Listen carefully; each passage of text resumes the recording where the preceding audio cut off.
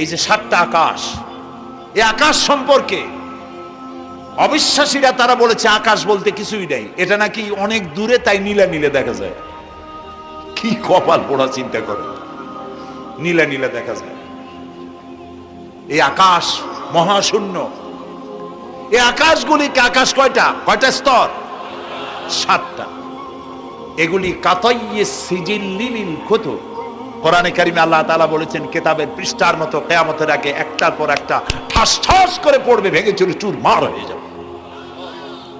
ওয়াইদাল বিহারু ফুজ্জিরাত, আল্লাহ তাআলা বলছেন ইদাস সামাউ ফাতারাত ওয়াইদাল কাওয়াকিবু ইনতাসারাত ওয়াইদাল বিহারু ফুজ্জিরাত।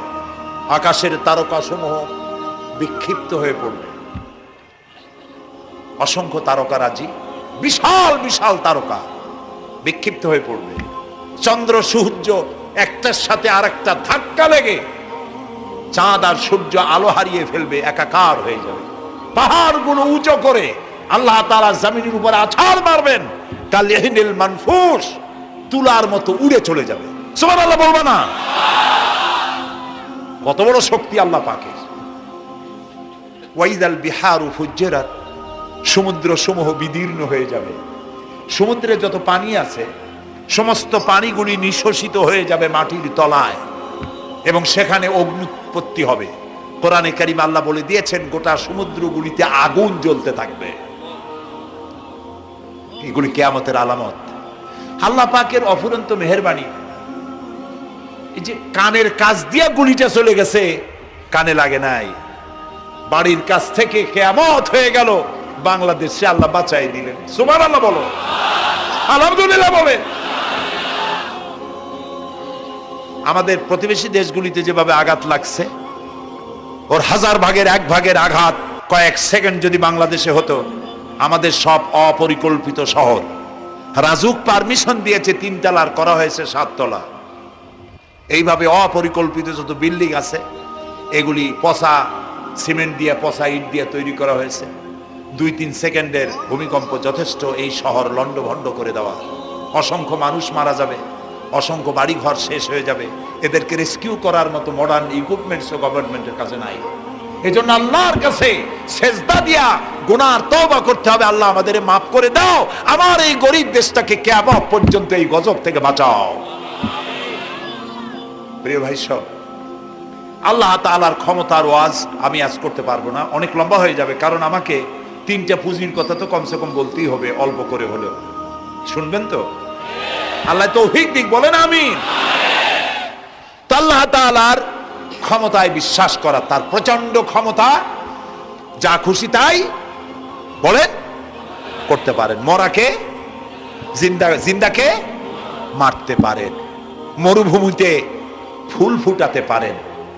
সুবহানাল্লাহ, যা খুশি তাই করতে পারেন। এই শক্তি সহকারে আল্লাহকে বিশ্বাস করতে হবে। 4 নম্বরে আল্লাহর হুকুম এবং হাকাম, আদেশ নিষেধ। আমি আল্লাহরে বিশ্বাস করি, এই কথার কোনো দাম নাই যদি তার আদেশ না মানি। এই কথার কোনো দাম নাই যদি তার নিষেধকে আমি আমার জীবনে প্রত্যাহার না করে চলতে পারি। মুসলমান বলে দাবি করার কোনো মূল্য নেই। একদিকে নামাজ পড়ি, আর একদিকে ওজনে কম দেয়, খাদ্যে ভেজাল দেয়, বেপরদা করি, মিথ্যা কথা বলা হয়, ওজনে কম দেয়, খাদ্যে ভেজাল দেয়, জমিনের আইল ঠালে আমানতের খেয়ানত করে। আল্লাহর হুকুম মানা হলো না, রাসূলের আদেশ মানা হলো না। আল্লাহর উপর ঈমান আনার জন্য 4র্থ শর্ত হচ্ছে আল্লাহ যা বলেছেন মাথা নত করে মেনে নিতে হবে। বলতে হবে সামি'না ওয়া আতা'না। বলেন সামি'না ওয়া আতা'না, শুনলাম আর মেনে নিলাম। বলেন তো জোরে, শুনলাম আর মেনে নিলাম। সুবহানাল্লাহ বলেন। মুমিনেরা এই প্রশ্নই করবে না মদ হারাম কেন, মুমিনেরা এই প্রশ্নই করবে না জুয়া হারাম কেন, মুমিনেরা এই প্রশ্নই করবে না জিনা হারাম কেন। একটাই জবাব, মদ হারাম কেন? আল্লাহ হারাম করেছেন তাই হারাম। জিনা হারাম কেন? আমার আল্লাহ হারাম করেছেন তাই হারাম। জুয়া হারাম কেন? আমার আল্লাহ হারাম করেছেন তাই হারাম। কোনো যুক্তি নাই। যুক্তির, আল্লাহর নিষিদ্ধ জিনিসে যুক্তি তালাশ করে কেবলমাত্র শয়তান। আল্লাহর আদেশ নিষেধের যুক্তি তালাশ করে কে? শয়তান। মুমিনের কাজ হলো সামি'না, বলেন, ওয়া আতা'না, শুনলাম আর মানলাম, বাস, শেষ কথা, খালাস। এই গেল 4টি শর্ত পুরো হয়ে গেল। এই 4টি শর্ত যদি পূরণ করতে পারি তাহলে আল্লাহরে বিশ্বাস করছি এটা প্রমাণিত হবে, এটা জাস্টিফাই হবে, এটা সত্যতা প্রমাণ হবে যদি আল্লাহর হুকুম মতো। 1 নম্বরে হলো, আমি আবার কথাটা প্যাকেট করে দিই যাতে করে আপনারা বাড়ি নিয়ে যাইতে পারেন। আল্লাহর উপরে ঈমান এনেছি, এই কথাটাকে কমপ্লিট করার জন্য শর্ত কয়টা? 4টা। 1 নম্বরে আল্লাহর অস্তিত্বে বিশ্বাস, বলেন আল্লাহর অস্তিত্বে বিশ্বাস। 2 নম্বরে আল্লাহর গুণাবলীতে বিশ্বাস। 3 নম্বরে আল্লাহর ক্ষমতায় বিশ্বাস। 4 নম্বরে আল্লাহর আদেশ এবং নিষেধে বিশ্বাস, মান্য করে চলা। আল্লাহ যেন এই তৌফিক আমাদের দেয়, বলেন আমিন। আল্লাহ রাব্বুল আলামিন দুনিয়ায় শান্তি, আখিরাতে জাহান্নাম থেকে মুক্তি দেওয়ার জন্য আল্লাহ পাক আমাদেরকে একটা ব্যবসার কথা বলেছেন। ওই ব্যবসায় পুঁজি কয়টা? বলেন। 3টা পুঁজি। বলছি কয়টা? দেখেন যে কেমনি প্যাঁচ লাগে। বলছি মাত্র একটা, সে একটা ডাল বাইর করছি 4টা। এবার আসেন মূল পয়েন্টে। এবার দ্বিতীয় পয়েন্ট, রসুলের প্রতি ঈমান। আমরা তো রসুলের প্রতি ঈমান আনছি কিনা বলেন? রসুলের প্রতি ঈমান এনেছি। আমাদের এই ঈমান যথেষ্ট নয়, কারণ আমাদের ঈমান হলো রবিউল আউয়াল মাসে ঈমান তাজা হয়, ঠিক না? ঠিক না? রবিউল আউয়াল মাস যখন আসি, ব্যানারটা নাই, শামিয়ানাটা নাই, রাস্তাগুলিতে ফ্ল্যাগ লাগাই আর আলোক সজ্জা করি। মন্ত্রীরা আসেন, নেতারা আসেন, সিরাতুন নবী মাহফিলে দাঁড়ায় বলেন নবীর আদর্শ অনুসরণ করা ছাড়া উপায় নাই। অথচ ওনার পা থেকে শুরু করে মাথা পর্যন্ত নবীর আদর্শ নাই। আবার এই নেতা রামকৃষ্ণ মিশনে, রামকৃষ্ণ পরমহংসদেব তার মঞ্চে গিয়ে বলেন রামকৃষ্ণের নীতির ছাড়া বিকল্প কিছুই নেই।